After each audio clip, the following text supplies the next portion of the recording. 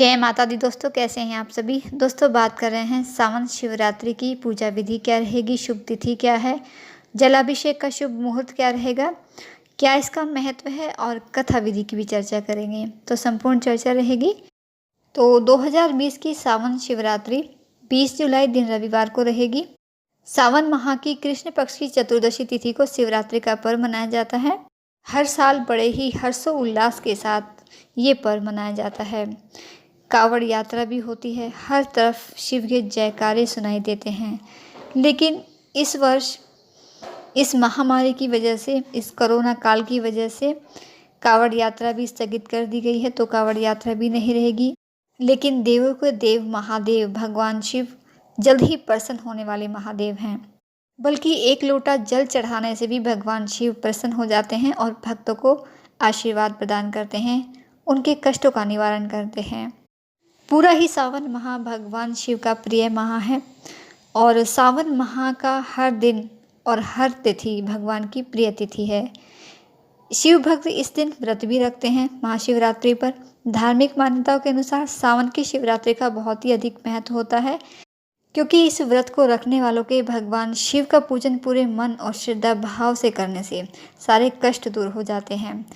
इस दिन शिवलिंग पर जल चढ़ाने मात्र से ही भगवान शिव अपने भक्तों से प्रसन्न हो जाते हैं।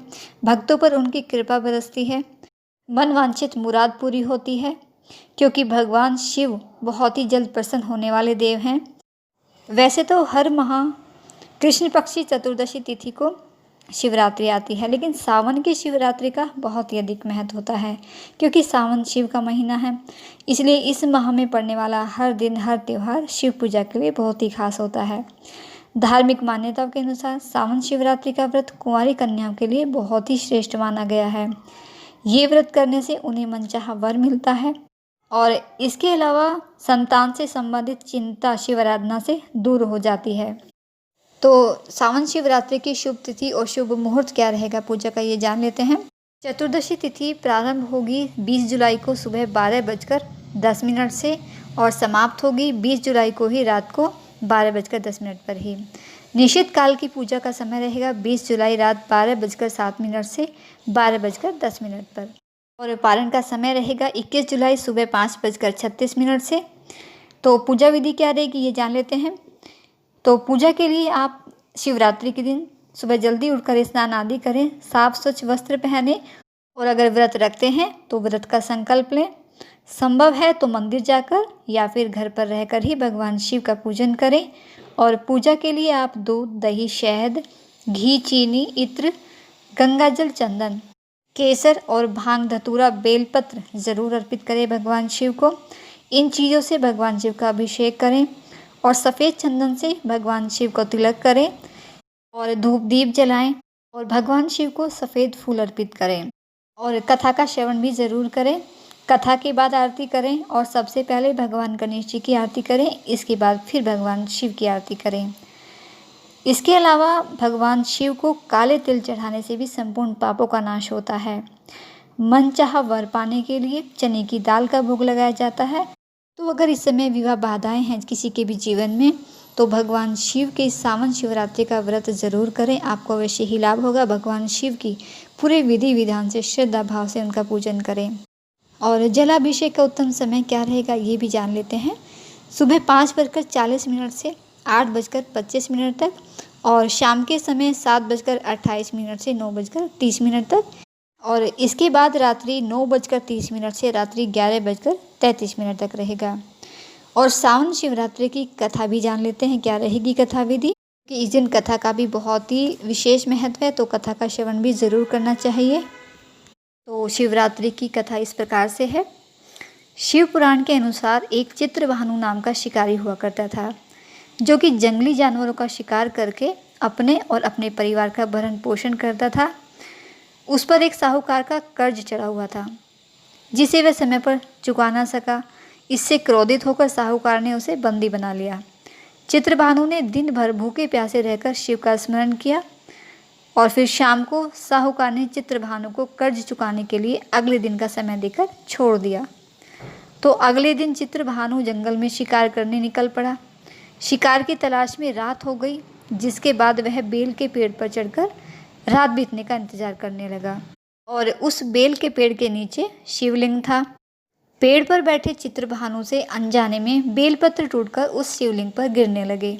दिन भर भूखे रहने से चित्रभानु का व्रत भी हो गया था और शिवलिंग पर चढ़ाए गए बेलपत्र की वजह से चित्रभानु ने शिव की आराधना भी कर ली थी अनजाने में। इसके बाद रात बीतने के बाद एक गर्भिणी हिरणी तालाब के किनारे आई, जिसको देखते ही शिकारी ने धनुष बाण उठाकर तान दिया। जैसे ही हिरणी ने शिकारी को देखा तो उसने कहा कि वह गर्भवती है, वह जल्द ही अपने बच्चे को जन्म देने वाली है। तुम एक साथ 2 जीवों की हत्या करोगे, ये उचित नहीं है। हिरणी ने शिकारी को वचन दिया कि वह बच्चे को जन्म देने के बाद वापस जरूर आएगी, तो तब उसका शिकार कर लेगा। जिसके बाद शिकारी ने उसे जाने दिया। हिरणी के जाने के बाद शिकारी ने धनुष बाण पर जैसे ही अपनी पकड़ ढीली करी, उसी समय कुछ और बेलपत्र शिवलिंग पर जा गिरे, जिस वजह से प्रथम पहर की शिव पूजा संपूर्ण हो गई।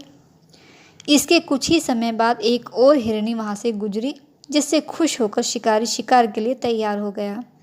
जिसके बाद ही हिरणी ने निवेदन करते हुए कहा कि हे शिकारी, मैं थोड़ी देर पहले ही ऋतु निवृत्त होकर आई हूँ। मैं कामातुर विरहिणी हूँ। मैं अपने प्रिय की खोज में भटक रही हूँ।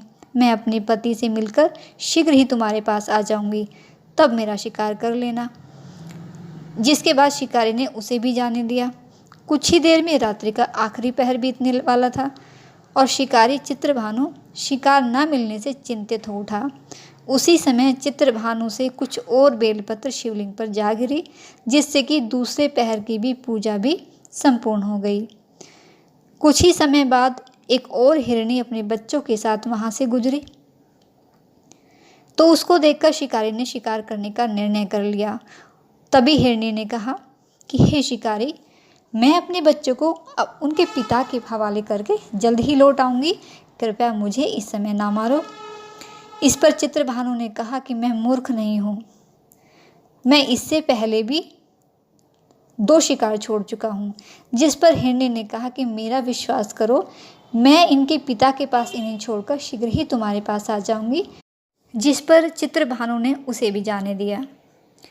ये समय सुबह हो गई और अनजाने में ही शिकारी ने शिवरात्रि की पूजा कर ली। शिकारी का उपवास भी हो गया और रात्रि जागरण भी। इस बीच एक हिरण वहां से गुजरा। तब शिकारी ने निश्चय किया कि इसका शिकार वह करके ही रहेगा। तो चित्रभानु ने जैसे ही प्रत्यंचा चढ़ाई, उसी समय हिरण ने निवेदन करते हुए कहा कि यदि तुमने मेरे से पहले 3 हिरनी और उनके बच्चों को मार दिया है, तो मुझे भी मार दो, ताकि मुझे उनके वियोग में दुखी ना होना पड़े। और अगर तुमने उन्हें जीवन दान दिया है, तो मुझे भी कुछ समय का जीवन दान दे दो, मैं शीघ्र ही उनसे मिलकर वापस आ जाऊंगा। इसके बाद चित्रभानु ने हिरण को पूरी रात का घटनाक्रम बताया। जिसके बाद हिरण ने कहा कि वह तीनों मेरी ही पत्नियां हैं। जिस प्रकार वह प्रतिज्ञाबद्ध होकर गई हैं, वह मेरी मौत के बाद अपने धर्म का पालन नहीं कर पाएंगी। जिस प्रकार तुमने उन्हें विश्वास कर जाने दिया है, ठीक उसी प्रकार मुझ पर भी विश्वास कर जाने दो। मैं अपने परिवार के साथ शीघ्र ही यहाँ उपस्थित हो जाऊंगा। शिकारी ने उसे भी जाने दिया और इस प्रकार प्रातःकाल हो गई। शिकारी का शिवरात्रि का व्रत हो गया और उसने अनजाने में शिवलिंग पर बेलपत्र चढ़ाकर शिवरात्रि की पूजा भी कर ली। शिवरात्रि का व्रत पूर्ण करते ही शिकारी का मन स्वच्छ और निर्मल हो गया और उसके अंदर भक्ति की भावना जाग गई।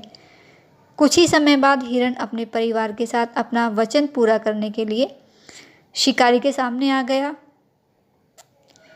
तो जंगली जानवरों में ऐसी सत्यता एवं प्रेम की भावना देखकर चित्रभानु आत्मग्लानि से भर उठा। उसने उन सभी को जीवन दान दे दिया। अनजाने में शिवरात्रि का व्रत पूर्ण करने के बाद चित्रभानु को मोक्ष की प्राप्ति हुई और मृत्यु के बाद शिवगण उसे शिवलोक ले गए। तो जिस तरह से चित्रभानु ने अनजाने में ही सही भगवान शिव की आराधना की, उनका पूजन किया, बेलपत्र अर्पित किया भगवान को, और भगवान शिव का आशीर्वाद उसे मिला, उसको मोक्ष की प्राप्ति हुई। तो इसी तरह से हर शिव भक्तों को भगवान शिव का आशीर्वाद मिले। इसीलिए आप भी भगवान शिव की पूरे सच्चे श्रद्धा मन से, भाव से भगवान शिव का पूजन करें, उनकी आराधना करें, तो अवश्य ही भगवान शिव की कृपा आप पर बनी रहेगी। कि वैसे भी ये बहुत ही पावन तिथि है भगवान शिव का आशीर्वाद पाने का, भगवान शिव की आराधना करने का बहुत ही पवित्र दिन है। तो इसलिए भगवान शिव की आराधना आप ज़रूर करें। तो दोस्तों ये थी जानकारी सावन शिवरात्रि के विषय पर, कथा विधि, पूजा विधि, संपूर्ण जानकारी आपको दी। वीडियो अच्छा लगा है, जानकारी पसंद आई है तो वीडियो को लाइक और शेयर करना बिल्कुल नहीं भूलिएगा। और ऐसी ही जानकारी के लिए आप मेरे चैनल से जुड़े रहें। भगवान शिव की कृपा आप पर रहे, भगवान शिव आपको और आपके परिवार को स्वस्थ रखे, आपका दिन शुभ रखे। इसी शुभकामना के साथ जय भोलेनाथ।